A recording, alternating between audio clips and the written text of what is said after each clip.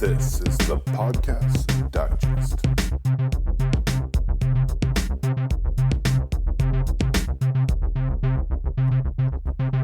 Yes, it is. Yes, it is. Welcome back to the Podcast Digest.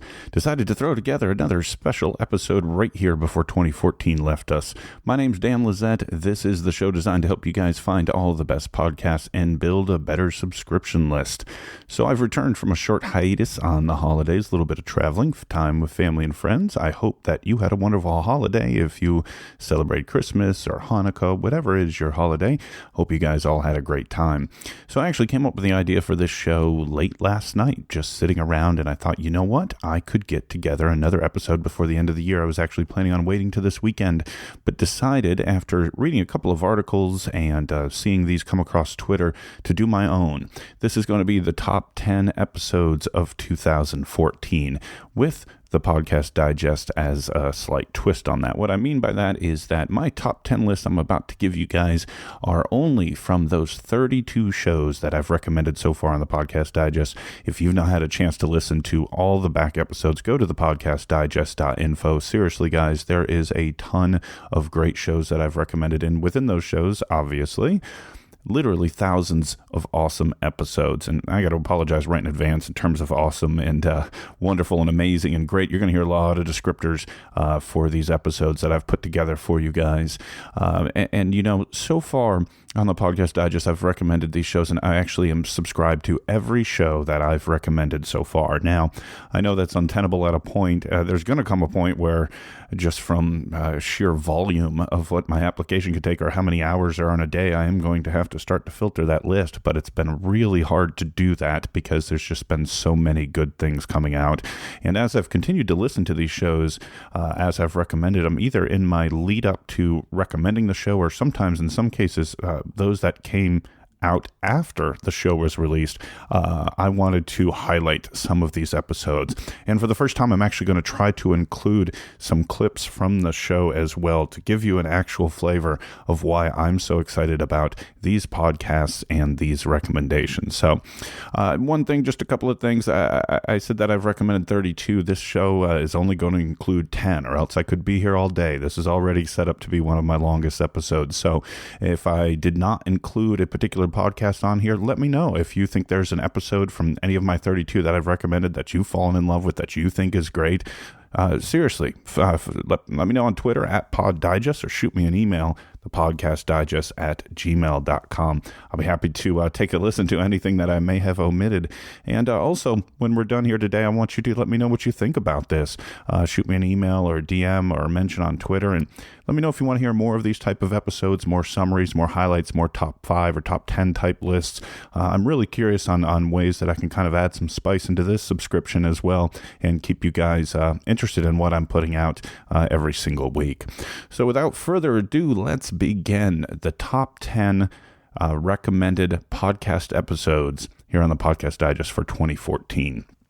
Number 10 is The Lapse. It was episode 15 called The Good Guy Defense. It was featured on the Podcast Digest in my episode number 11. I released that on November 9th. So let's take a listen to The Lapse. Policeman told me he was dead. The interrogation, like a hamster wheel, goes nowhere. It's one big circle, over and over and over. Well, if you admit it, it'll be a lot easier. Most tourists, if they're there for any length of time, they understand that bribes are just a part of life in Thailand. You give them 5,000 baht instead of taking you to the police station. Say, says George, this time to another officer. The victim, the guy on the bike, is he dead? I just sort of sensed that they were lying. This officer shakes his head. No, he's in Chiang Mai, he's in a hospital, and back injuries and all of that. They were lying. The mention of money was never brought up at all, but I knew that that was what they were looking for. But being set up with the drugs and all of this, it's just like I never did. So there you go. What do you guys think about that? That is the Lapse podcast. That's episode 15, The Good Guy Defense. I really enjoyed the work that Kyle's doing. He is the producer and the host of that podcast. It does not come out very often because so much work goes into each episode. But I actually did support Kyle on Patreon. That's how much I enjoy that show. So if you've not checked out The Lapse yet, what are you waiting for? Seriously, go back and listen to The Lapse. That was number 10 on my top 10 favorite episodes of 2014. Number 9 is The Truth. And when I mentioned this back on episode 17, actually the most recent episode of the podcast I just released on December 22nd, I talked about an episode that had come out in August, and come to find out it was actually a re-release, which I did not know, but it had actually come out back on September 12th, 2012, called That's Democracy. And I spoke very highly about this particular episode, and I want to play a little clip for you guys of this episode and to let you know why I think it is so amazing. You are voting for a representative, somebody who's vested with the terrible responsibility of making a decision on behalf of all of you. Okay, well, what decision are they making? Who gets to live? Whoa. That's fake. That's Why do you have a gun, Mr. Moore? Because Mr. Moore was going to kill himself this morning, but that didn't work out. So now we're doing this, and now we have a gun with bullets. They kill people. Life is full of hard choices, guys, and you have to be informed.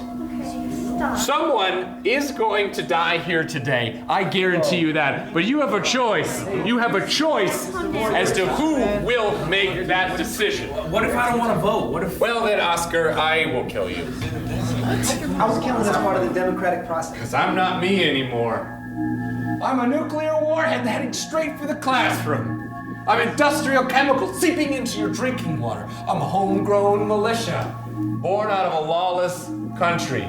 You can't avoid problems when they are inconvenient. These things will happen anyway, just arbitrarily, but you have a choice.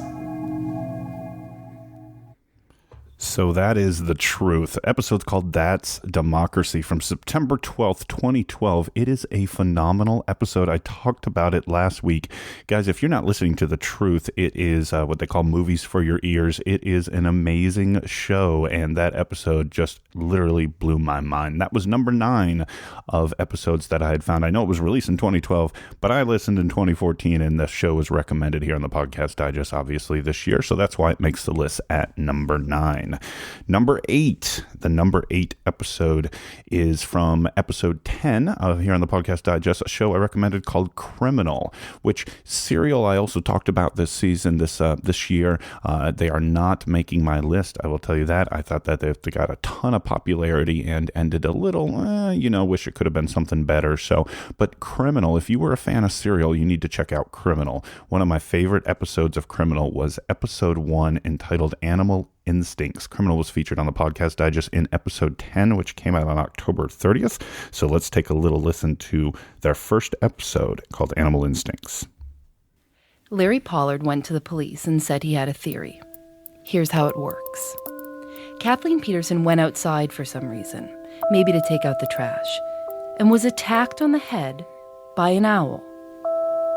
She reached up to touch the part of her head where the owl had dug in with its talons, and a chunk of her scalp and hair came out in her hand. She rushed inside and fell just as she reached the foot of the stairs, knocking her unconscious. That's where her husband found her bleeding. Larry Pollard was laughed out of the station. 2 local newspapers somehow got wind of his theory and ridiculed him. But he didn't give up. And at his insistence, some of the evidence was re-examined. And he says they found not 1, but 3 microscopic owl feathers. So that is Criminal. Really interesting show, and it is not your normal, quote, crime show or anything of that nature. It was back on episode 10, I talked about it, so if you want more details, go back and listen to episode 10, but Criminal is an excellent podcast. So before I move on to number 7, for the first time here on the Podcast Digest, I'm going to be, you will be hearing some adult language. So if that bothers you in any way or for any reason, now is the time to pause, maybe skip the rest of the episode, come back later, whatever you like. If it doesn't bother you and you are also an adult, then keep listening. Number 7 on my list. This show is literally one of the most laugh out loud shows I've ever heard, and I know I wanted to include them in the list. It was really hard to find out which episode I did, but I featured this show back on episode 12. I released that on November 16th. It's The Dollop, and I'm going to be playing a little clip from their episode 33 called The Stomach Man. And once again, just a slight warning on the adult language. Here we go. To determine if there was any relation between digestion and weather. Oh, well, I mean, now he's just fucking bored. I mean, seriously. Does digestion affect migratory patterns? Let's put some foul inside of your stomach gash. Fuck. With the weather. I needed you here because I was wondering if when someone ate, it changed the weather. It's cloudy out. How do you think you'll digest pasta? Have this sirloin. There's a nor'easter coming. By observing St. Martin on different days and times and in various weather conditions, Beaumont saw that dry weather increases stomach temperature and humid weather lowers it because he has a hole in his side. Yeah, who gives a fuck? Regardless, no shit. Beaumont used more variety of food samples while at Fort Crawford. That's the last thing he needs is a sampler platter. Sliders, mozzarella sticks, jalapeno poppers. What won't fuck up the stomach? He found that vegetables are less digestible than other foods, and milk coagulates before the digestive process. Something St. Martin was glad he found out inside of his stomach. St. Martin sometimes became irritable doing the experiments. What a bitch. It was actually stressful for him to have food removed for his stomach. It was stressful, was it? It was. Apparently, this is going to sound weird. It's painful and irritating if a guy pulls food out of your stomach on a string. I'm just not seeing it. I'm not seeing. I think he's being a little bit of a baby. That is The Dollop. It's really hard to explain that episode, but they go through these stories from history, and one host reads it to another, and it is absolutely hilarious. If you've not listened to The Dollop, go back and check it out. That was from episode 33, The Stomach Man, and it's just a really hilarious show. Let's move on to number 6 on the list. Number 6 is a show that I still think... I don't know. I know that it's very popular and does very well. I can just tell from the talk on Twitter, but I still think it's undervalued. This is Talk As Jericho. Now, you do not have to be a wrestling fan to appreciate the work that Chris Jericho does on his podcast. It comes out twice a week, and he has had interviews, of course, with a bunch of wrestlers, but also with so many other celebrities and big name people from bands, because Chris Jericho's in a band as well. This one was with one of my favorite movie directors. I've been to his comic book store in Jersey. This was a 2-part interview that Chris Jericho did with Kevin Smith. It was episode 76, Kevin Smith Part 1. If you want to hear more about what I say about Talk As Jericho, go back and listen to episode 2 of the Podcast Digest I released back on September 7th. But let's take a little listen to this interview with Kevin Smith. But everything about it just kind of stuck with me. I just always liked it. And then years later, SCTV captured my imagination. So classic. Bob and Doug McKenzie. There's no Jay and Silent Bob without a Bob and Doug McKenzie. Oh, wow, really? Absolutely. That was one of my favorite. Kind of the wacky, confused duo? Well, they were drunk. They didn't smoke weed. They didn't smoke weed, but I never did either. I didn't start smoking weed until I was 38. But, I was not a Cheech and Chong guy. I was a Bob and Doug guy. Wow. So that relationship and Strange Brew, particularly that movie. What a great movie. Underrated, right? It still works, yeah. Yeah, it really does. Directed by both of them, too. That's the thing that I always enjoy. Whenever I watch the movie again, I'm like, holy crap. Not only are they the stars and wrote it, and a direct ripoff of Macbeth. Yeah, Hamlet, right. If you're going to steal, steal from the best. Steal from the best. So that laid in there as well in my youth. And then later on, Degrassi, when I found Degrassi, that captured my imagination. Dude, I forgot about that. we loved Degrassi because I was already in college. I was 18 or 19. And that show, I remember Sunday nights, I would have to type, this is on a typewriter, type out my, report or my whatever, like my assignment. But if you made any errors, you couldn't use whiteout. You had to pull it out and start over again. Oh my God. And this really? was, how when you're Sunday night, it's like 11 o'clock, I got to get this done, but I would always be watching Degrassi, and I'd say probably 9 times out of 10 I'd be watching, and Spike would be pregnant or each whatever. time. Yeah, This week Spike gets pregnant again. And I'd hit a comma instead of a period, and I'd be like, no! If only she had hit her period, she would not be pregnant again. And that was just a little bit of Chris Jericho's conversation with Kevin Smith, which is just an amazing 2-part episode. Some backstory there on how Jay and Silent Bob came about. So seriously, if you like, especially if you like wrestling, but even if you like any type of entertainment, go through the Talk As Jericho subscription list, all the old episodes. There's been some great interviews, and Jericho is a lot better interviewer than I think he ever gets credit for. So that was number 6 on my top 10 episodes of 2014. So let's move to the top 5. Shall we? Number 5 is Strangers. The episode I'm going to be recommending to you is called Falling Slowly. I featured Strangers on my episode 13 back on November 23rd, and Strangers is just an amazing podcast. And let me just play this clip for you here from Falling Slowly.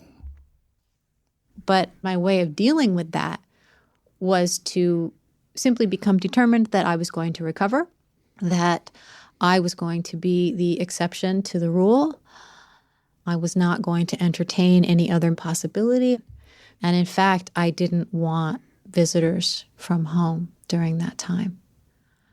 I didn't think that I could maintain this pristine mental and emotional perspective of a full and glorious recovery from paralysis if I had people around me who actually knew me. Because the depth of my denial was so deep. And my friends would say, should we come visit? And I would say no.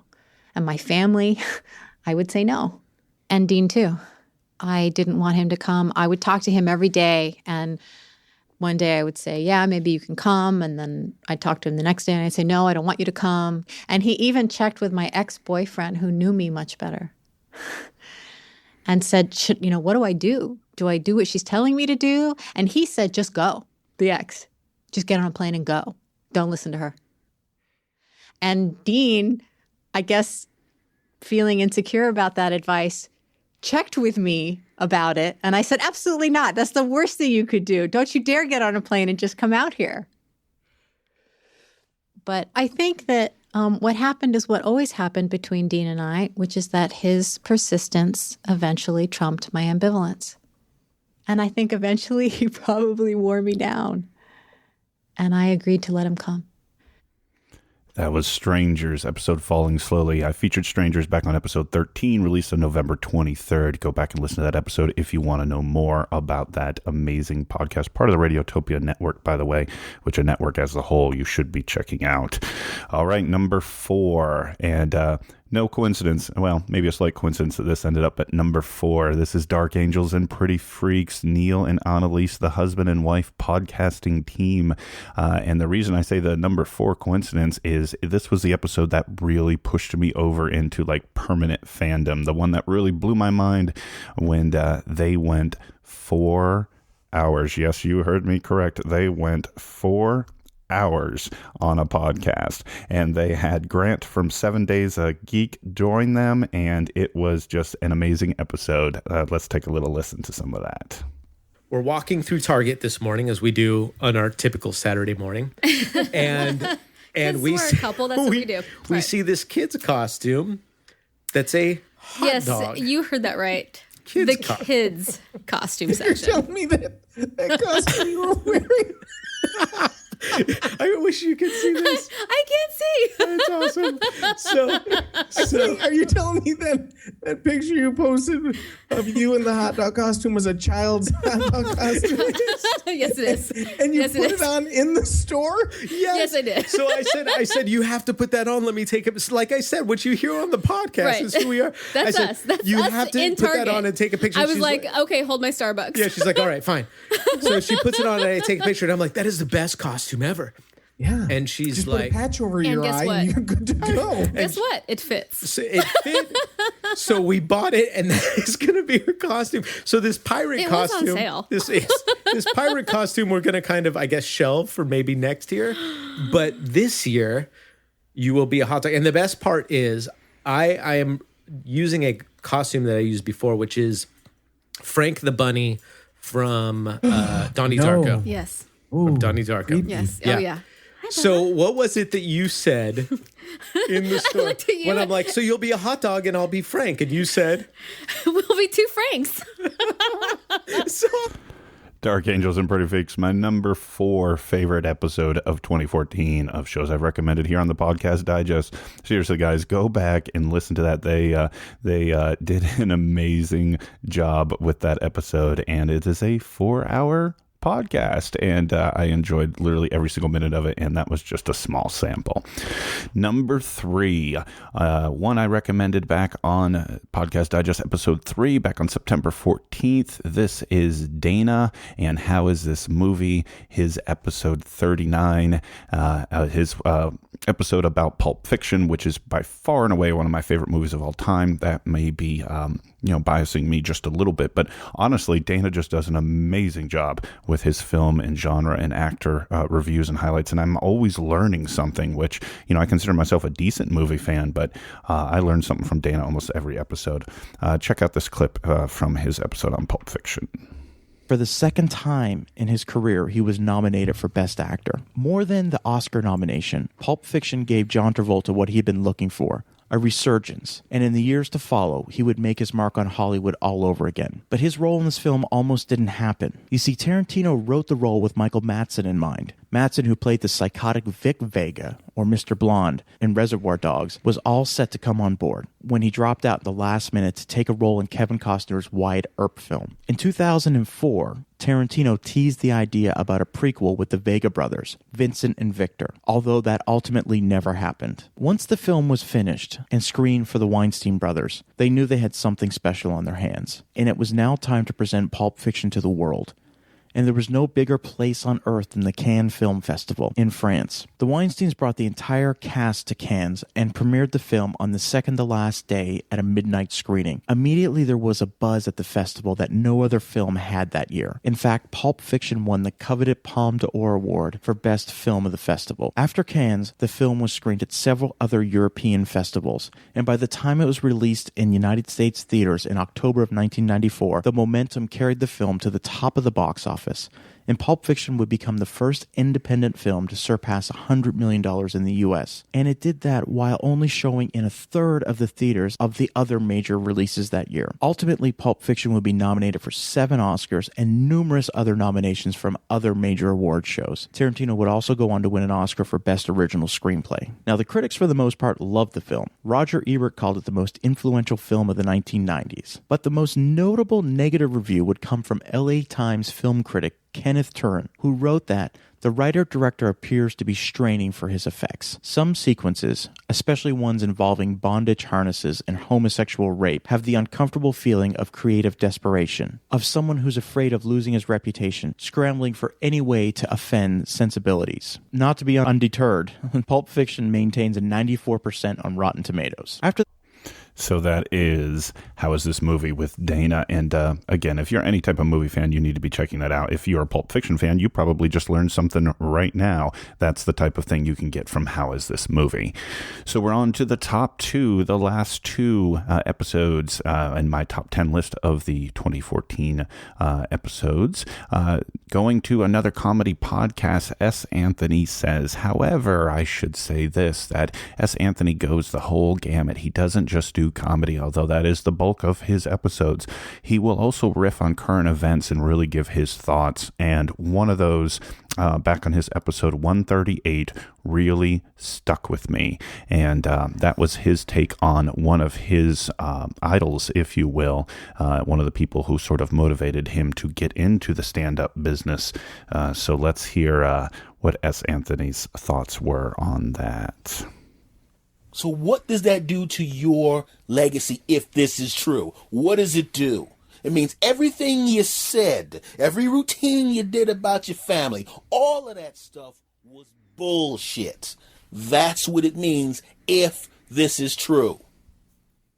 And yes, I'm angry. Because I now know that one of the three people that made me want to pick up the microphone might have been a complete piece of shit who lied the entire time. Nobody cares if you build a mythology for yourself. Every human being builds a mythology for themselves. Every human being talks about themselves in the most positive way. You don't talk about your foibles. You don't talk about your weaknesses. You talk about the positive stuff. We understand that. But if you look at Richard Pryor and George Carlin, when they fucked up in their lives, the things they did, they talked about them. When Richard Pryor shot the tires out of his wife's car when she was going to leave him, he talked about that in a comedy routine. When George Carlin did drugs, he talks about that in a comedy routine. He admitted it in interviews. Even Richard Pryor, after the whole freebasing thing, he admitted what happened later on. But what he did affected him. Just him. And that was a little bit of S. Anthony. Like I said, I want to be clear that typically S does mostly comedy stuff, but oftentimes he will cover current events. And of course, he was referring to the Bill Cosby scandals that still are ongoing.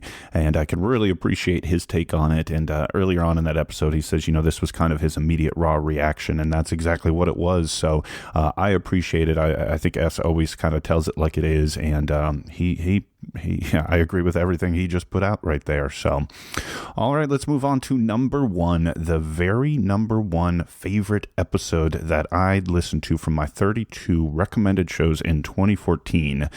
This is going to Snap Judgment, episode 521. It's called The Passion episode. This was a two-part covering 2 weeks. It was recorded live in San Francisco.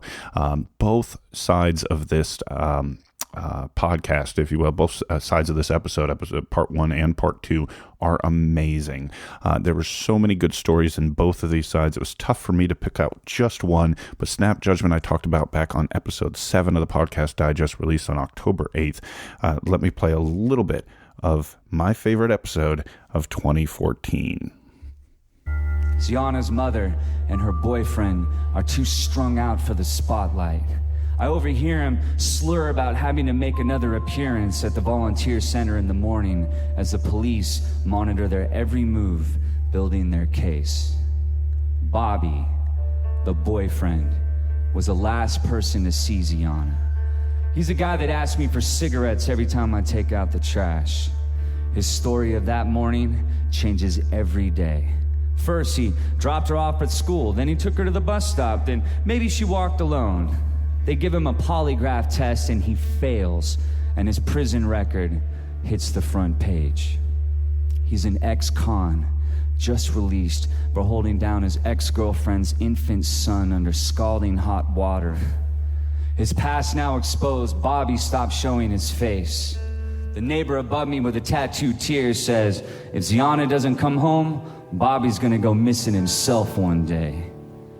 Bobby and the mother avoid the press as canines sniff our staircase and lab technicians spray our dumpster for bloodstains.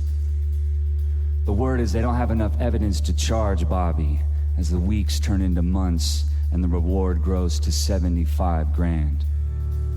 Bobby and the mother know the world is watching, so they try to move out at midnight, but cameras come out of the shadows. Neighbors screaming at Ziana's mother for sticking with this monster. She shoves reporters out of the way, and then there's a moment outside by the car where I'm alone with Bobby. He asks me for a cigarette. I say no way. I want to smash his face in, to hurt him the way he hurts children. But then the cameras come back, and I know I missed my moment. They drive away past a poster.